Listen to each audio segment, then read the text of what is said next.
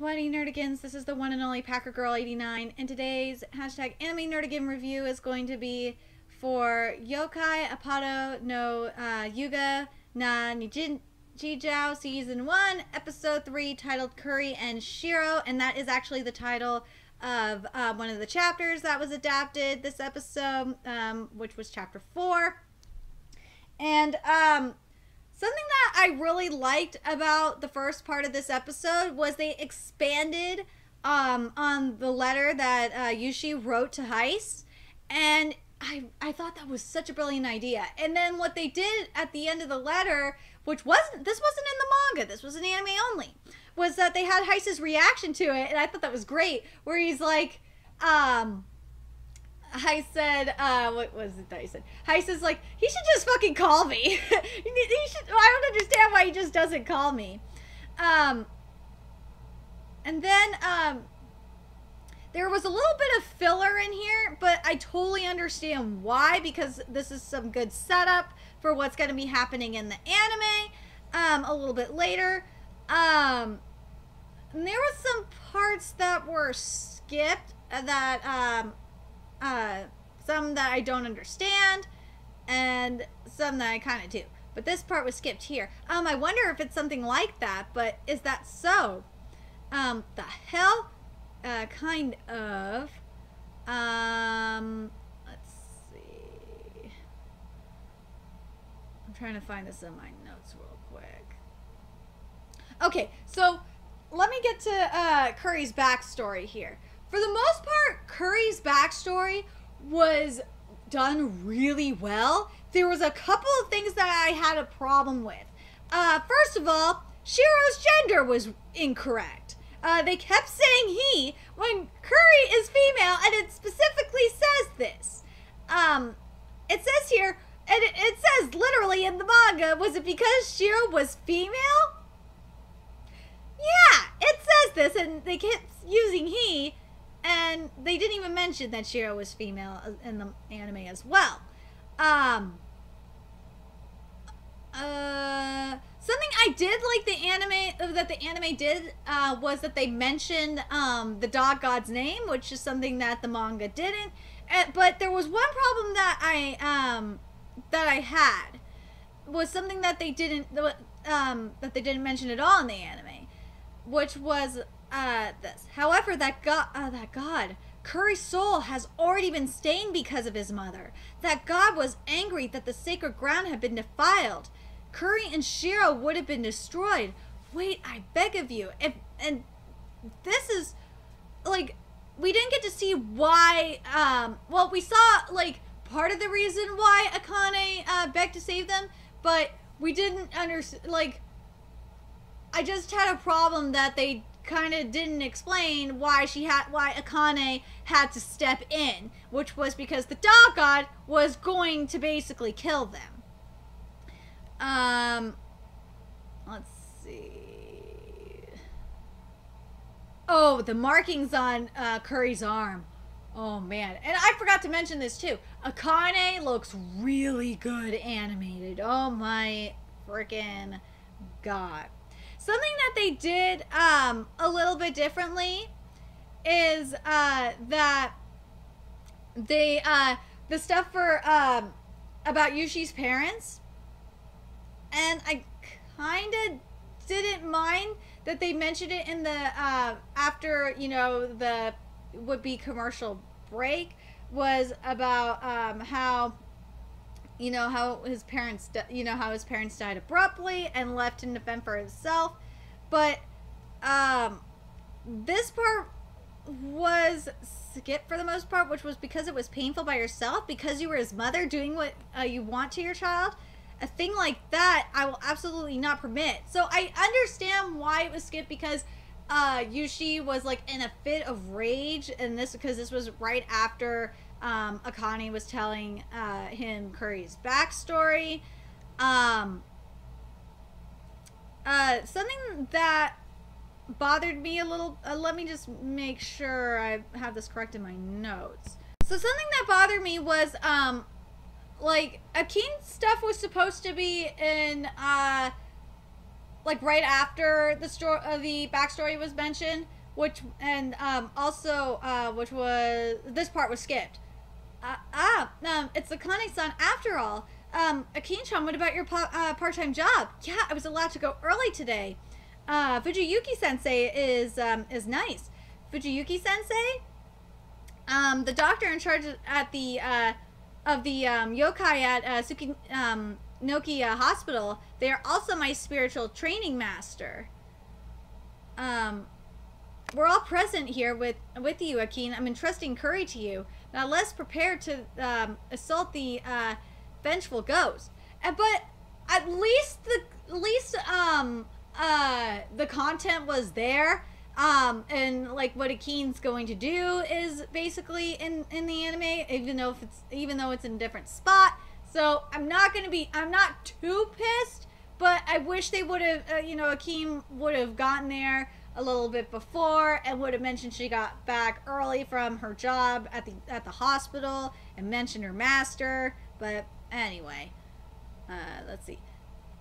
Oh, and also, there was an inner monologue that that I was worried at when I was watching this that got skipped, but it's here, so I'm glad that it's here.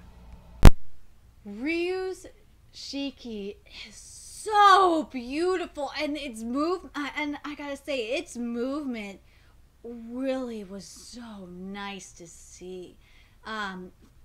Because it's in the shape of a bird. There's something that made me think of was a Patronus. That was like the first thing that came to my mind. It reminded me of a Patronus spell. I know, I'm such a nerd. It's terrible. But yeah, it totally made me think of a Patronus. And also when I was watching this, like, and seeing Ruriko's cooking, and fuck, I still haven't eaten this morning. I was like thinking, damn it, I'm so goddamn hungry. When will I learn not to read manga or watch anime with food in it on an empty stomach? I totally never recommend doing that, and I keep doing it anyway, especially never read or watch Shokugeki no Soma or Toriko on an empty stomach. Those are the worst to read or watch on an empty stomach. I like the image. She had a Ryo-san and like in the Battle manga. I'm glad that got mentioned because some anime won't mention like manga references and shit. So I'm glad that it got mentioned. Oh man, when Akane went into battle mode.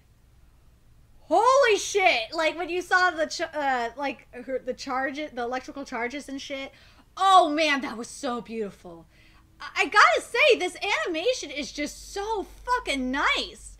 Like it's just, like with this anime, it's like Natsumi and Jinchou. I could just sit back and enjoy it, and it feels like this manga is coming to life. This season, it's really feeling like that. Like with a good chunk of the anime I'm watching, it really feels like the manga that it's adapting is coming to life. It's really nice. So before I get to chapter 5, where we're seeing Kuri's mother and shit, let me give you my thoughts on chapter 4's manga to anime adaptation. So chapter 4, I thought was just about perfect. There was a few problems with the flashback that I had a teensy bit of a problem with, and some of the stuff with some of the Keen stuff. But other than that, and those were minor things, I just didn't like that.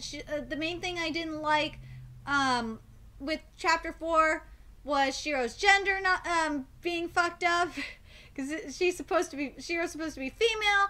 And also, Akine not mentioning, her master, but she'll mention the master, hopefully she'll mention him, it'll get mentioned at some point. But other than that, this chapter, it was pretty much perfect. And again, this is really like Natsumi Jinchou, and not like Natsumi Jinchou had a little problems here and there, so yeah, so for the most part, Good job with chapter 4. So now let's get to chapter 5 and see how chapter 5's adaptation holds up. And so far, Kuri's mom. Kuri's mom is fucking creepy. It's definitely better than the other vengeful spirit that we saw, where that outfit was just completely wrong and it wasn't headless. This part was skipped and it kind of bothered me because it was kind of funny. But this part was sad. First was, I wonder why she comes even though she's become something resembling a tattered mop. What? She's like throwing up in his mouth. And that's why I told you not to eat so much. But damn! Go Akane! Akane like whooped that bitch's ass. And I love what she said. You are good for nothing, disgrace to women, you bitch. Or basically, you bitch. To paraphrase.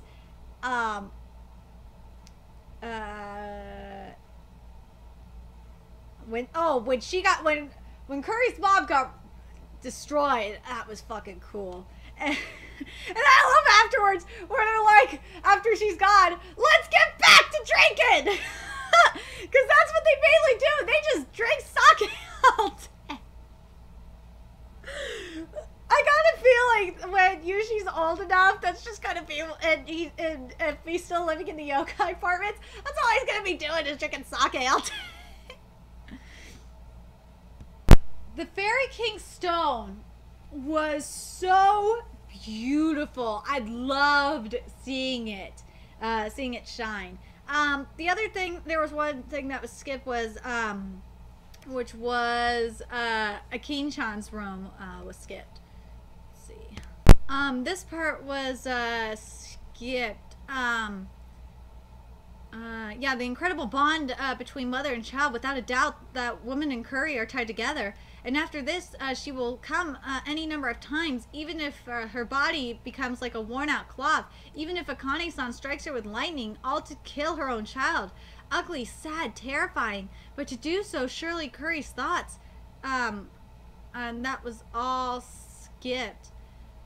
But Yushi just crying, like you could feel, like when Yushi was crying, you could just feel his emotions there because he misses his mom, because his mom was just taken away from him, because unlike Kuri, he had both his mother and his father loved him. And I think he just feels so bad for Kuri because Kuri never experienced that type of love that Yushi did. There was a lot of stuff skipped from chapter 5, but I understand why it was skipped because of time. And overall, this episode was really, really good. I love this episode. I really love this anime. This anime is so good. I love it so much. I want to know what you guys thought of it. This episode stopped near the end of chapter 5. I'm curious if you know what? I'm guessing next episode's gonna start where we're leaving off because of what happened earlier in the episode. Set it up because of the filler, the little bit of filler that we got with Takanaka.